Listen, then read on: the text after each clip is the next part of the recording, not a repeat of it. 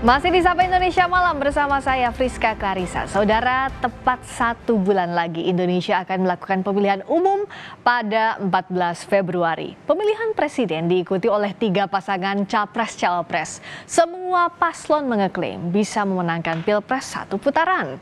Survei Litbang Kompas pada 29 November hingga 4 Desember 2023 menunjukkan hasil elektabilitas capres-cawapres dengan margin of error sekitar 2,65%. Pasangan Anies Muhaimin mendapatkan hasil 16,7%, lalu Prabowo Gibran 39,3% dan Ganjar Mahfud 15,3%. Survei juga memotret masih terdapat pemilih bimbang atau belum menentukan pilihannya. Besarnya undecided voters ini hasil survei Litbang Kompas sebesar 28,7%. Potensi ini cukup besar memengaruhi jika jumlah pemilih bimbang sudah menentukan pilihan. Apakah jumlah pemilih bimbang bisa ikut menentukan pemenang Pilpres dan bagaimana strategi paslon Pilpres memenangkan pemilihan presiden termasuk jika 2 putaran? Lebih lengkap kita bahas usai tayangan berikut.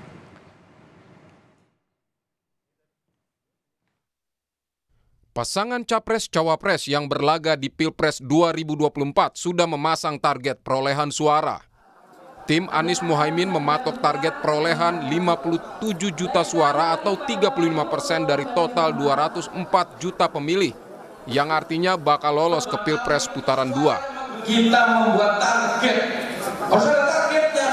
Tadi kan apa itu yang begini, kita harus menang 1.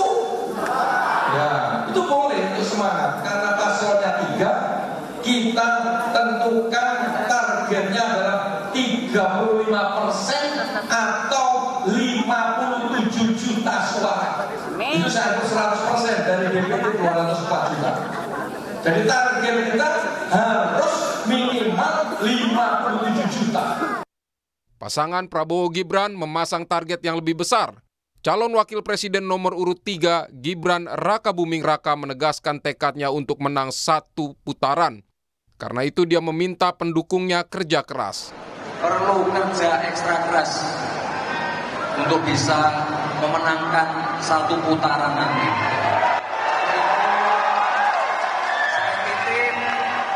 Saya titip ke Bapak Ibu semua, teman-teman relawan, kita harus kerja keras. Kalau kita melihat, ini mungkin tiap minggu akan ada rilis-rilis dari lembaga survei ya. Mungkin surveinya ada yang bagus, ada yang jelek. Bapak Ibu jangan terbuai dengan hasil-hasil dari lembaga survei. Sementara TPN Ganjar Mahfud juga mengincar target menang 1 putaran. Dalam orasinya di HUT ke-51 PDIP, Ketua Umum PDIP Megawati Soekarno Putri meminta para kader bekerja keras sehingga bisa menang 1 putaran. Kebenaran pasti menang. Satyam Eva Jayate. Menang, menang, menang. Merdeka, merdeka, merdeka. Kita pasti menang. 1 putaran.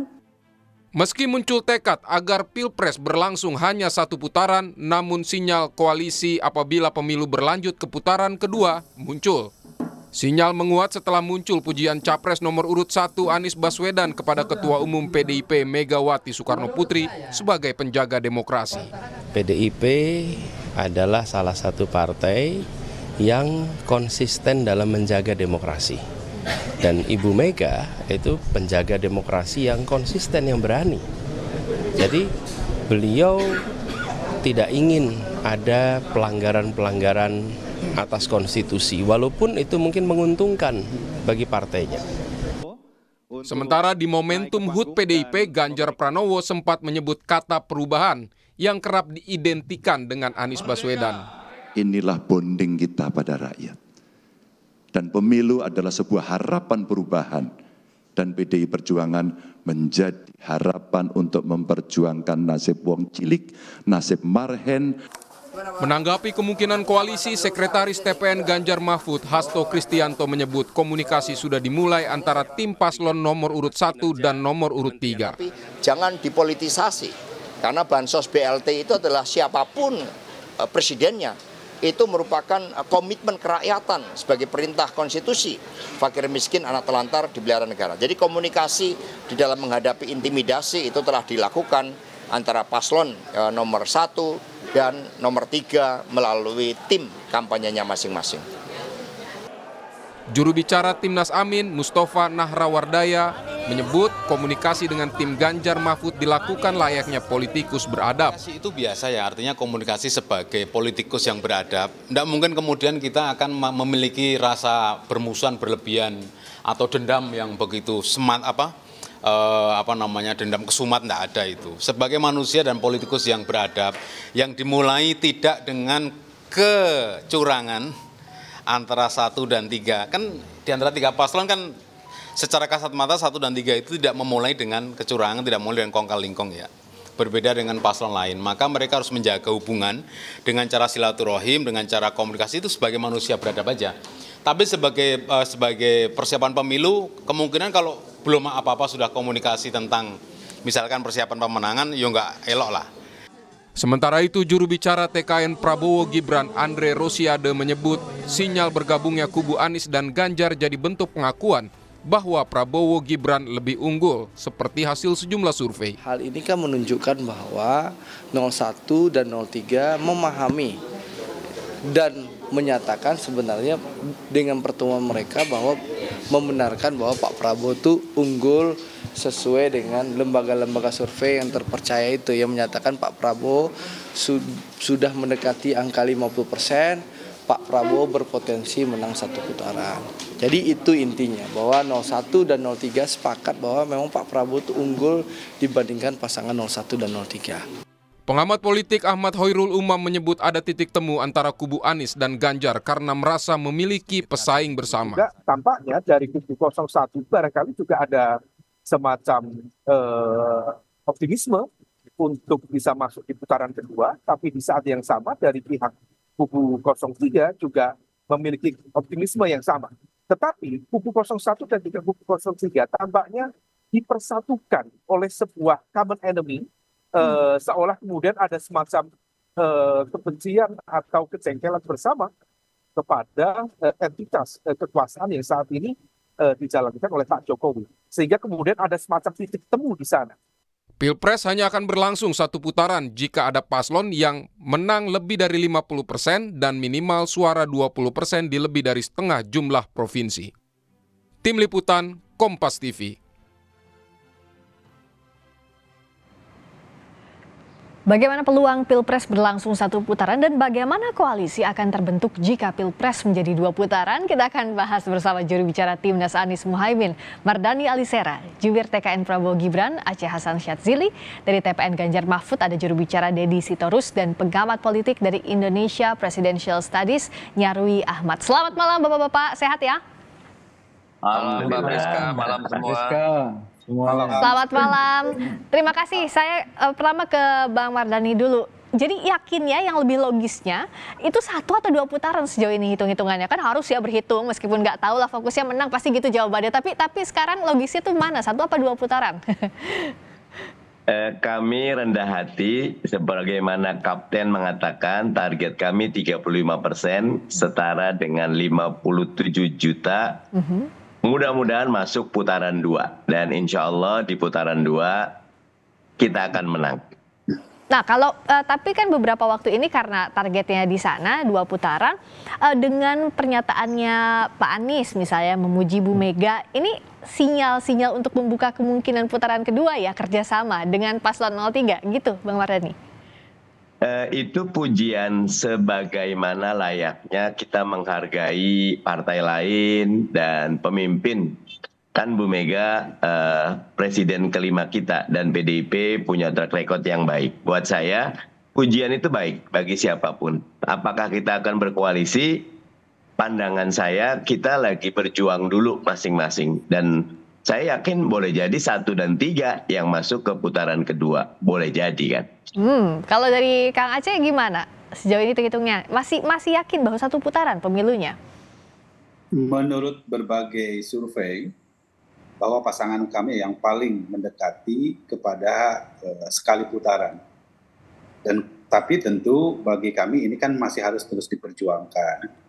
Dan kami masih terus ikhtiar dengan upaya-upaya yang terukur, sistematis, di dalam memastikan masyarakat agar kita bisa mencapai target sekali seputaran di dalam Pilpres 2024 nanti. Nah karena itu tentu bagi kami tidak mau jumawa juga. Kami terus akan berusaha dengan langkah-langkah yang terukur, dengan mengkampanyekan kebaikan, dengan mengedepankan berbagai program-program dan visi. Dengan demikian maka insya Allah target sekali seputaran bisa kami raih sebagaimana. Kenapa begitu yakin Kang Aceh bisa 1 putaran dengan persaingan ketat, dengan undecided voters yang masih besar? Ya tergantung juga kita melihat ya, ada berbagai lembaga survei yang terpercaya yang menunjukkan bahwa tren kenaikan kami lebih mendekati kepada 50% plus 1, ya kan? Nah walaupun tentu ada lembaga survei yang lain yang menunjukkan bahwa masih ada undecided, tapi tentu dari undecided tersebut kita bisa identifikasi ya kecenderungan mereka akan memilih kepada siapa. Nah karena itu kami akan mencoba untuk meyakinkan swing voters dan para undecided tersebut agar mereka dapat diyakinkan bahwa pasangan Prabowo Gibran adalah pasangan yang terbaik bagi bangsa Indonesia. Kalau Bang Deddy target logisnya 1 atau 2 putaran? Nah, saya kira kalau untuk semangat, ya untuk memacu semangat 1 putaran haruslah semua harus berpikir seperti itu. Tapi kalau menurut realita, ya itu 2 putaran. Kalau menurut survei, banyak survei abal-abal, 02 kan sudah di atas 50%. Kan begitu. Walaupun ada yang kontradiktif di situ. Diakui 50% oleh berapa itu ya? 6 atau 7 lembaga survei. Tapi tiap hari ngompori rakyat, udahlah 1 putaran, sayang uangnya untuk fakir miskin, untuk beli beras. Ini kan hanya menunjukkan bahwa sejauh ini meskipun pasangan 02 sudah dibantu dengan minyak goreng, sudah dibantu dengan beras sembako, sudah dibantu oleh aparat-aparat kekuasaan, masih juga nggak sampai 43% kalau menurut data kami. Jadi saya sih kasihan lihat rakyat, ini pemilu yang apa ya, bingung rakyat sekarang ini gitu, mana yang benar gitu ya. Ini benar-benar pemilu sebenarnya atau sedang sandiwara ini? Apakah benar-benar ini pemilu yang demokratis atau pemilu yang lebih parah dari Orde Baru kan? Kita lagi bingung Mbak. Tapi kalau ditanya 1 putaran atau 2 putaran, orang waras siapa sih bilang 2 putaran. Ini. Tapi untuk semangat, oke lah. Kita harus bilang 2 putaran, namanya juga semangat gitu kan. Oke. Gitu loh Mbak. Nah tadi karena ini nyolek pasangan nomor urut 2, saya tanya ke Kang Aceh. Tadi kecurigaan dari Bang Deddy gimana? Ya, kalau memang ada semua maupun dugaan yang telah diatur dalam jadi karena itu bagi kami akan terus jalan dengan konsep yang sudah kami miliki agar target 1 putaran atau sekali seputaran kita bisa raih. Gitu. Nah jadi ya tentu permainan kan sedang terus berjalan. Tetapi ada pihak-pihak yang terus mendelegitimasi terhadap proses pemilu.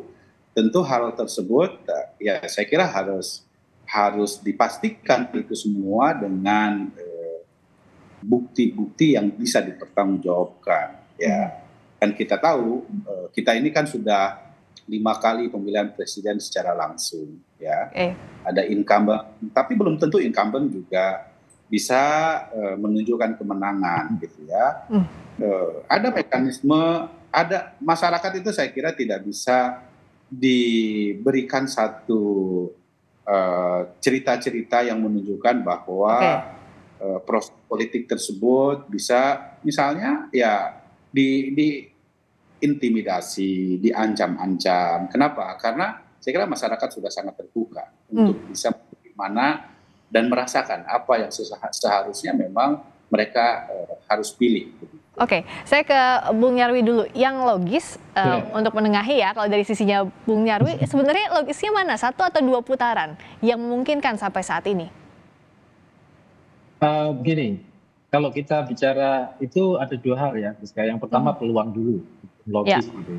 Kalau kita bicara peluang dari berbagai data survei, yang paling mendekati, ini kan seperti orang sedang lari maraton ya. Skala yang paling mendekati memang 02 untuk bersemangat 1 putaran. Walaupun semuanya bisa teriak 1 putaran. Dan itu juga bagus, karena pemilu kita biar kompetitif ya. Seperti itu. Nah itu kalau dari sisi peluang. Tetapi kalau kita bicara logis tadi, tadi Bung Deddy juga mengatakan, 02 ini kan resourcesnya besar ya. Saya kira orang kalau lihat dari koalisi partai ya, ada 4 partai parlemen, di luar itu juga ada non parlemen banyak juga, itu mestinya ya tingkat elektabilitas potret dari pasangan 02 Prabowo Gibran itu sudah lebih dari 50 idealnya kan gitu, karena resource-nya besar. Belum lagi orang berasumsi bahwa itu ada Gibran dan kemudian termasuk dukungan secara tidak langsung dari orang-orang yang loyal kepada Pak Jokowi kan gitu, termasuk di pemerintahan kira-kira gitu. Nah ini kan kemudian faktanya nggak sampai 50 lebih, misalnya kan yang dipotret beberapa lembaga ada terakhir Ipsos 48.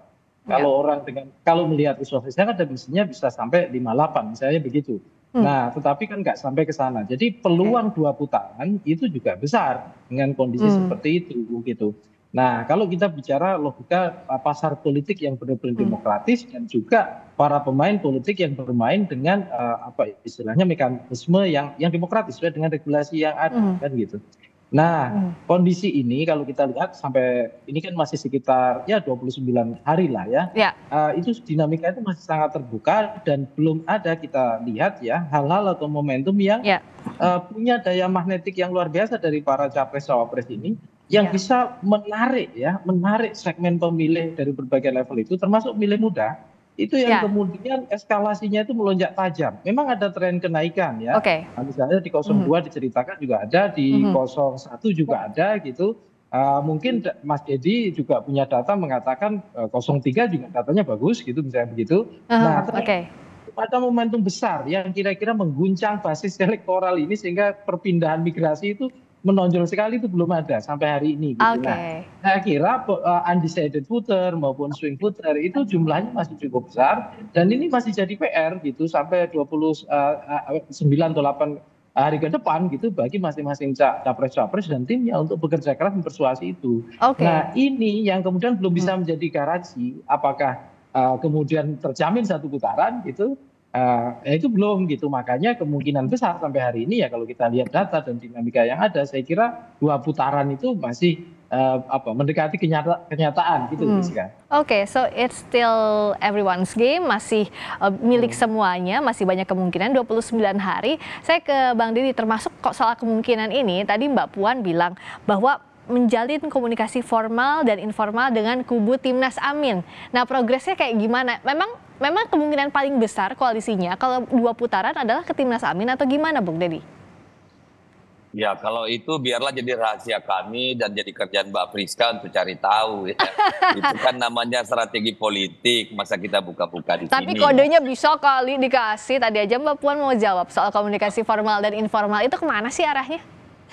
Ya kalau itu mau tanya yang pasti tanya Mbak Puan dong, jangan tanya saya kan. Saya nggak dapat tugas untuk ngomongin itu. Tapi kan kira-kira begini, kita melihat bahwa ya kan saat ini pasangan 02 itu didukung oleh instrumen negara. Kan kira-kira seperti itu.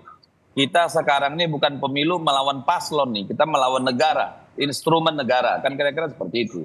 Nah siapa yang dirugikan oleh instrumen negara ini? Ya 01 dan 03. Jadi sangat logis, sangat masuk akal, sangat natural kalau 01 dan 03 membangun komunikasi. Sehingga siapapun yang kemudian karena realita politiknya bahwa 02 itu memang berada di atas ya 01 dan 03. Ya, kalaupun nanti misalnya tiba-tiba terjadi eksodus, kan kita tidak tahu ada tikungan apa di depan. Misalnya ada blunder yang luar biasa dari 02, kan bisa saja yang 01, 03 masuk. Ya kalau sudah begitu kan kita tinggal ngopi-ngopi aja. Kan kira-kira seperti itu, karena dipastikan pemilunya demokratis kan. Tapi kalau kita masuk salah satu dari 01, 03 melawan 02, ini kan perlu mobilisasi kekuatan rakyat melawan rezim yang benar-benar sudah mengangkangi demokrasi, yang etik, yang beradab. Kan kira-kira seperti itu, Mbak. Tapi apa yang dibicarakan sabar, masa semua dibuka hari ini, kan waktunya masih panjang. Masih ada 29 hari, oke, disimpan dulu. Tapi kalau Bang Mardhani yang saya tertarik sama pernyataannya Bang Mardhani di awal tadi. Ya 2 putaran membuka komunikasi dengan paslon 03, tapi bisa jadi paslon 1 dan 3 yang maju. Artinya apakah ini kalau dibaca hal lainnya adalah membuka kesempatan juga untuk bersama dengan paslon 02? Sampai sekarang komunikasi kita jalankan dengan 03 karena kita tadi kan sebetulnya 02 ini nasib kali ya, Det, ya, karena ada anak presiden gitu loh. Jadi wajar kalau banyak yang curiga ya. Wajar kalau banyak yang khawatir. Nah, kami kebetulan ingin presiden bapaknya Gibran kan gitu. Dan kami ingin pemilu luber jurdil itu tercapai. Kebetulan 03 ngajak sama-sama ngawasin. Ayo kita bareng ngawasin. Kalau 02 ngajak juga buat saya ayo kita awasin bareng gitu loh. Walaupun ternyata 01 dan 03 sudah dilaporkan sama 02 ya. Karena ada dugaan-dugaan pelanggaran. Buat saya bagus saja pelaporan-pelaporan itu.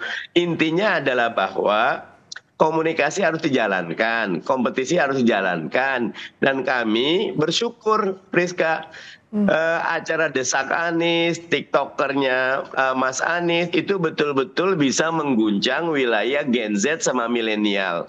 Dan makin lama makin banyak, ada yang K-popers, ada yang manga, ada yang macam-macam. Dan buat kami itu tanda bahwa hasil survei internal kami juga wah makin lama kami makin meningkat. Tetapi tetap kami rendah hati, bersiap untuk 2 putaran karena yang menentukan itu biarkan rakyat. Kalau kami dapat 1 putaran, syukur alhamdulillah. Kalau 2 putaran, insya Allah kami siap berkontestasi dengan karya gagasan, memberikan yang terbaik buat rakyat Indonesia. Kalau Kang Aceh lihatnya dengan potensi kalau 2 putaran, apakah akan sulit mendapatkan kawan antara 01 atau 03 kalau dari statementnya masing-masing tadi, atau ya politik kan cair ya, bisa berubah juga nanti. Kang Aceh lihatnya gimana? Ya, sementara ini kami fokus untuk bisa meraih target ya sekali putaran. Karena tentu argumentasinya jelas. Kita harus yakinkan kepada masyarakat bahwa saya kira walaupun demokrasi memang membutuhkan biaya yang mahal, tetapi kalau dibuat lebih efisien tentu akan lebih banyak anggaran yang bisa dimanfaatkan untuk lebih bermanfaat ke yang lain. Atau yang kedua, kita ingin memastikan bahwa mesti ada kepastian politik ya, masyarakat juga harus diyakinkan untuk bisa meyakinkan itu. Nah, setelah itu tentu bagi kami itu kan sebetulnya sangat terbuka dengan siapapun. Komunikasi yang dilakukan dengan komponen politik manapun, apalagi kita tahu bahwa rakyat itu sudah memiliki pilihannya sendiri-sendiri. Tidak bisa menurut saya masyarakat itu mudah sekali untuk dimobilisasi. Apalagi misalnya ya dalam tanda kutip masing-masing kan memiliki ideologi yang berbeda-beda ya. Punya preferensi, punya orientasi politik yang menurut saya memang masyarakat memiliki penilaian tersendiri terhadap siapa yang seharusnya mereka akan pilih begitu. Karena itu bagi kami tentu saat ini kami ingin fokus bahwa target kita sekali seputaran sehingga memastikan bahwa pemilu Pilpres 2024 ini bisa kita tuntaskan di 14 Februari 2024. Kalaupun misalnya kami meraih keunggulan dan harus memastikan 2 putaran, tentu komunikasi politik dengan yang lain pun juga akan terus kami lakukan. Oke. Nah, yang paling utama adalah tentu adalah koalisi dengan rakyat. Itu yang paling utama. Kalau Bung Nyarwi lihatnya sampai sekarang, kalau dari malam ini kan kayaknya apa iya paling besar kemungkinannya jika 2 putaran, 1 temenan sama 3, 2 belum tahu nih kayak gimana, atau ya masih belum tentu juga Bung Nyarwi, karena kan kalau di politik sekarang kayak you're the one and only, besok-besok kayak who are you gitu, kayak gak kenal sama sekali. Nah, Bung Nyarwi bacanya mana yang paling memungkinkan? Ya, kita lihat dari gejala yang ada aja ya, Rizka. Kita lihat tren yang terjadi ya dinamika politik sehari ini, termasuk kemarin di debat yang ketiga, itu kan terlihat tuh sinyal-sinyal kedekatan antara 01 dengan 03 ini tinggi gitu ya. Di debat itu kan Pak Prabowo sedang berhadapan dengan 01 dan 03 ya, seperti itu. Mas Nyarwi, yang dekat itu Pak Prabowo selalu muji Pak Ganjar, itu yang dekat itu. Ya, tapi endingnya itu kok ternyata katanya kira-kira buku dan ininya nggak terlalu sama gitu loh. Ini yang mengejutkan gitu ya. Karena di tengah kok seperti itu, di ujung agak mengejutkan. Itu ya Mas Ramadhani ya. Nah, tapi kalau lihat itu ya, Rizka, memang dan itu evidence pertama. Dan peristiwa kedua adalah kita lihat di banyak data survei, ini kan yang paling leading itu kan 02 ya, kira-kira gitu. Nah, makanya karena tertinggal, ini kan sama-sama sebagai punya underdog ya, mental underdog sebagai tertinggal, maka kemudian menempatkan 02 fitur terkuat kan gitu. Nah, ini yang memungkinkan saya kira kedekatan-kedekatan itu akan terjadi, dan kalau kita lihat hari ini, kalau seandainya itu lolos putaran kedua, ada dugaan kemungkinan besar ya, asumsi saya ya koalisi 01 03 di level elit ya, itu bisa aja terjadi, tetapi belum tentu. Kita lihat nanti bagaimana dinamika di level relawan maupun pemilih kan gitu. Tetapi balik lagi, ini kan masih proses. Kita tidak tahu gitu loh. Ya, artinya di nanti putaran pertama siapa yang lolos kan gitu. Kalau misalnya itu 2 putaran ya, kalau bahkan bisa jadi terjadi 1 putaran, itu juga kita tidak tahu. Nah, di sini yang saya kira gitu ya, karena itu yang kita tidak tahu kira-kira nanti arah dari dinamika koalisi kayak apa. Karena di Indonesia itu kita sudah sering ya, Friska ya, jangankan untuk konteks pemilu, pasca pemilu yang kalah pun berkoalisi gitu. Nah, ini kan selalu politik Indonesia itu politik kekeluargaan gitu.